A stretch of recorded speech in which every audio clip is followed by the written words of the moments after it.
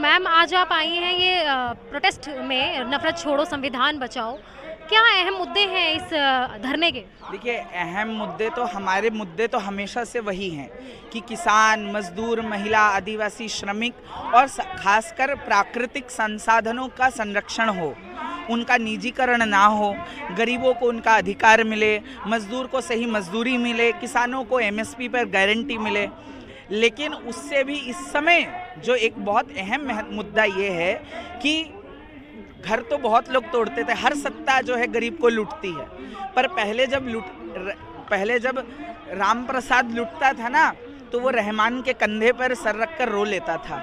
अब वो जो आपसी सौहार्द है वो भी तोड़ दिया गया है, वो भी खत्म करने की कोशिश चल रही है।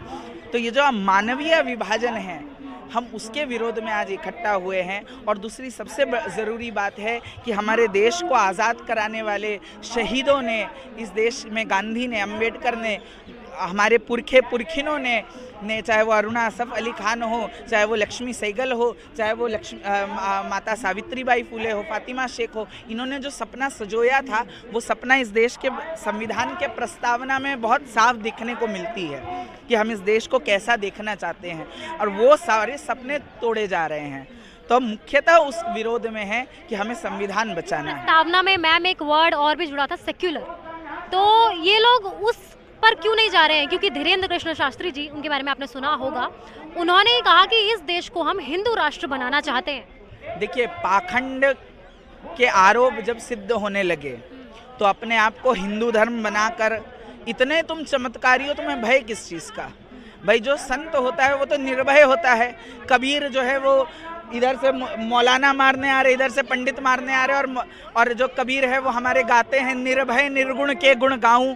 तो निर्भय हैं कितने कबीर, निर्भय है कितनी मीरा, सूरदास जी, तुलसीदास जी, भाई नानक ने तो कभी नहीं कहा धर्म खतरे में है, हमें बचाओ, हमें बचाओ, हमारा विरोध करना हिंदू धर्म का विरोध है, ऐसा सच्चे संतों ने तो कभी नहीं कहा।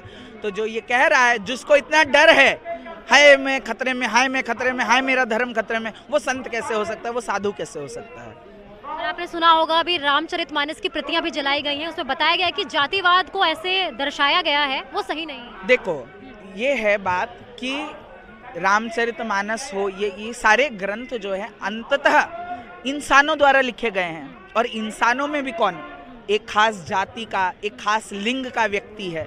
भाई, पुरुष है, ब्राह्मण है, तो वो जाति आ जाती है और वो आएगी। तो हम एक इसीलिए हमारे संविधान में लिखा गया कि हम इस देश को साइंटिफिक टेम्परामेंट के साथ, वैज्ञानिक दृष्टिकोण के साथ आगे बढ़ाना चाहते हैं। तो भाई, साइंस ने प्रूव कर दिया जाति का कोई आधार ही नहीं है, उसका उन्मूलन हो जाना चाहिए। ये आप भी मानती हैं जातिवाद होना ही नहीं चाहिए, जाति में डिवाइड नहीं? सबसे बुरी चीज़ जो भारतीय उपमहाद्वीप में पाई जाती है, इस साउथ एशिया में पाई जाती है, वो है जातिवाद।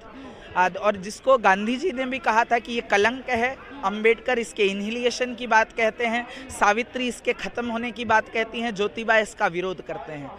तो ये तो एक अमानवीय, मनुष्य को मनुष्य से भिन्न मानकर एक को ऊंचा दूसरे को नीचा बना देना, इससे बड़ा गुनाह, इससे बड़ा घिनौना काम कभी हो ही नहीं सकता। लेकिन मैम, आपको नहीं लगता ये लोग वही लोग होते हैं जो जातिवाद पे कोटा की डिमांड करते हैं? कोटा में रिजर्वेशन चाहिए होता है इन लोगों को। एक बात बताओ, मानो दो लोगों की हम एक दौड़ कराए, एक को यहाँ खड़ा करे, एक को वहाँ खड़ा करे, और कहें यहाँ पहुँचना है बराबर एक ही समय पर, पहुँच सकता है क्या? नहीं पहुँच सकता ना। तो हमें दोनों को बराबर लाना पड़ेगा ना। तो 3000 साल से जो शोषित है, वंचित है, जो आज भी शोषित है। यूपी में एक दलित का बच्चा मेड़ पर चढ़ गया था, ठाकुरों के खेत के, पूरी दलित बस्ती को आग लगा दी गई। यहाँ आपने गुजरात का आपने सुना होगा, मास्टर के पानी के कुएं, घड़े से दलित बच्चे ने पानी पी लिया तो उसको पीट पीट कर मार दिया गया। देश के 70 साल की आज़ादी के बाद ये स्थिति है जिस देश की, आपको लगता नहीं है कि उनको आरक्षण मिलना चाहिए? तो जातिवाद तो मैम आ ही जाएगा ना, फिर जातिवाद खत्म नहीं हो पाएगा ना। बिल्कुल ऐसी बात नहीं है। एक बात बताओ, कोई एक मेरे साथ एक पर्सन विद डिसेबिलिटी है, उसको एक व्हीलचेयर दिया जाए तो मैं कहूँ ये तो अन्याय है भैया, मैं खड़ा हूँ, ये कैसे इसको व्हीलचेयर दी गई है? मेरी डिसेबिलिटी अलग है, दिव्यांगों को अलग रखते हैं, लेकिन अगर SC ST वाले अगर आते हैं और अगर वही जातिवाद है। 1000 साल से आपने जिनको पढ़ने नहीं दिया, जिनका शोषण किया, आज भी उनकी महिलाएं ऊंची जाति के पुरुषों के डर से गांव में निकलती नहीं हैं। हम कितने ऐसे बस्तियों में काम करते हैं जहां की महिलाएं, आपको पता है, सर पर तेल नहीं लगाती तीज त्योहारों पर कि दीदी ऊंची जात वाले लड़के यहाँ से गुजरेंगे, अगर हम सुंदर दिखेंगी ना तो हमें उठा के ले जाएंगे, इस डर से। और ये 70 साल की आज़ादी के बाद की स्थिति है। आप कैसे कह रहे हैं कि उनके लिए सब न्याय तक, इसीलिए संविधान की प्रस्तावना कहती है हम अवसर तक समता देंगे, समानता नहीं, समता।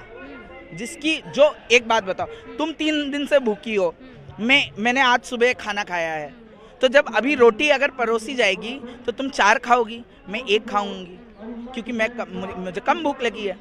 तो ये है समता कि हम भूख के हिसाब से रोटी का बंटवारा करें। तो संसाधन जब बंट रहे हैं तो जिनके पास बिल्कुल संसाधन नहीं है उनको ये उपलब्ध करवाया जाएगा कि नहीं करवाया जाएगा। तो मैम बस मेरा यही था कि जातिवाद बिल्कुल सही है, रिजर्वेशन बिल्कुल मिलना चाहिए, लेकिन जातिवाद फिर उस समय खत्म नहीं हो पाएगा क्योंकि रिजर्वेशन की मांग हमेशा से रहेगी फिर आगे तक भी।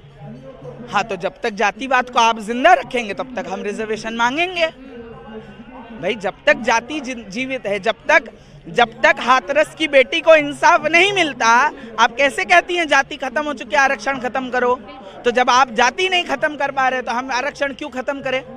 और अब तो आरक्षण की बात रहने ही दीजिए, EWS कोटा इतना ज्यादा दिया गया है, 8 लाख कमाने वाला ब्राह्मण गरीब है, हाँ, और मजदूर का बच्चा जो है वो गरीब नहीं है, उसको वो आरक्षण नहीं मिल रहा जो आज ऊंची जाति वालों को मिल रहा है।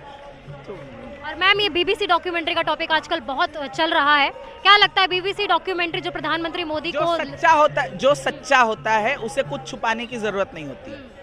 नेहरू ने तो कभी नहीं कहा कि मेरा विरोध मत करो। नेहरू के खिलाफ संसद में दिनकर ने कविता गाई थी, उसने तो कभी नहीं कहा देश खतरे में है, मेरे खिलाफ साजिश हो रही है, षड्यंत्र हो रहा है। वो तो कहते थे मेरा विरोध करो। और ये तो कहते राम राज की कल्पना, तो राम राज में एक बड़ा सुंदर चौपाई है कि जब राम जी सत्ता में आए, राजगद्दी पर बैठे, तो उन्होंने कहा प्रजा से, जो अनीति कछु भाखो भाई, बरजेऊ तुम मोहि भय बिसराई। अगर मेरे अंदर कोई भी कमी दिखे तो ये आपका कर्तव्य है कि आप निर्भय होकर मुझे गद्दी से खींच कर गिरा दे। तो ये तो राम कहता है कि क्रिटिसिज्म होना ही चाहिए। तो सांच को आज कैसी, अगर सच नहीं है तो देखना दो। जय श्री राम के नारे लगा रहे हैं, वो खुद ही डरे बैठे हैं, इसीलिए बैन करवा दिया उन्होंने। और जहाँ जहाँ स्क्रीनिंग हो रही है उनको भी जेल में डाल दिया, जेलों में डाल रहे हैं, मुकदमे कर रहे हैं। तो ये तो दम है कितना, दमन में तेरे देख लिया है, देखेंगे। तो ये तो दमन की बात है, उनके पास सत्ता है, ताकत है, तो ताकत के बल पर करेंगे। लेकिन ये बहुत अच्छा है कि देश के नौजवान, देश के युवा कॉलेजों, इंस्टीट्यूट में उन्होंने अपने कंधे पर सच को बचाने के लिए प्रयत्नशील हैं। JNU हो, चाहे कितने भी कॉलेजेस, यूनिवर्सिटी, वो लोग स्क्रीनिंग कर रहे हैं बच्चे अपने बूथों पर। तो ये उम्मीद दिलाता है ये भारत। अब मैं पॉजिटिव थिंकिंग आ रही है मुझे कि हाँ, इस देश में कुछ बचा है अभी भी।